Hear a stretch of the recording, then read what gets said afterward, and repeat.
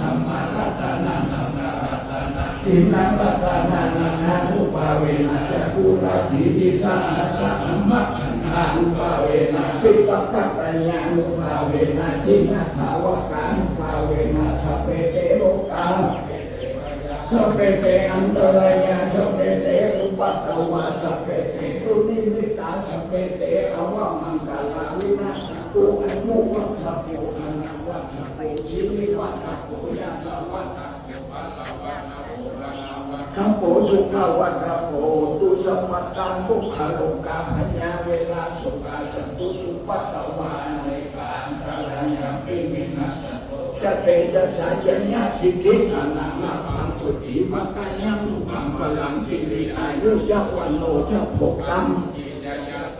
สัตวาสาจะอายุจะชีวาสิทธิภวันตุเตลุขปัตตาจะนิทุกขาพยาปัตตาจะนิปัญญาสุขปัตตาจะนิทุกขามุตุสเปปิปานิโนเอตวัตตาจะอาเมหิสัมปะตังมุญญาสัมมาดังสัมเปเทวะมุโหตันตุสัมปัสสัมปติจิติญาตานังกัตตันตุกัตถายาสีนังอันตุสัมปตาภาวนาภิปัตตามุตุกัจตุเทวตาปัตตาสเป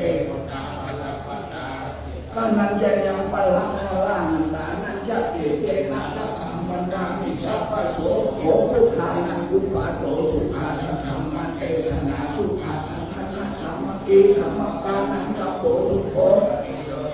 สเนตสัมมิเนโกตาภิชาทิโลวิจารณะสัมปันโนสุสิโสเทวามานุสียุวาตาปฏิ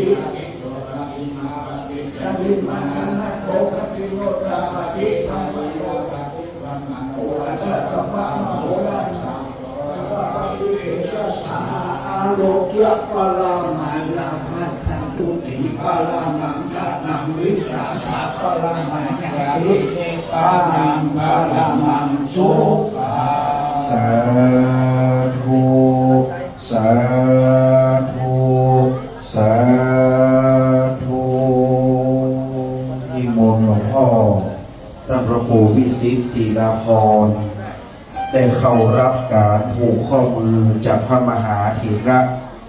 มีหลวงพ่อวัดเกศย่อวัดสวนดอกร่ำเปิงครูบาเจ้าจันทลักษีหลวงพ่อวัดสัมปะคอยดังนี้เป็นต้นที่มีพรรษาอยู่กาหลวงพ่อวัดหักคำก็จะโปรดเมตตามัดมือถวายเดี๋ยวหลวงพ่อพระครูวิสิตศรีลาภรณ์พอจะเป็นฝ่ายสันสิทธิ์ทุ่งใหญ่เป็นฝ่ายมงกันหาครูบาสังฆเจ้ามีหลวงพ่อพระครูประภาสธรรมรังสี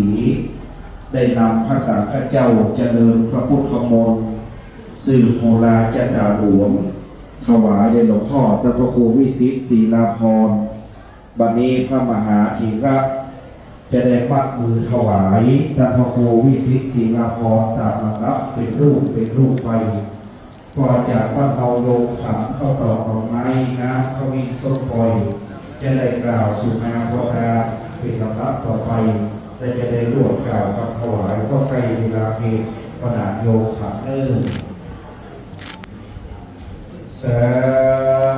ธุอะหังวัตตามิสัพพะทุตานัง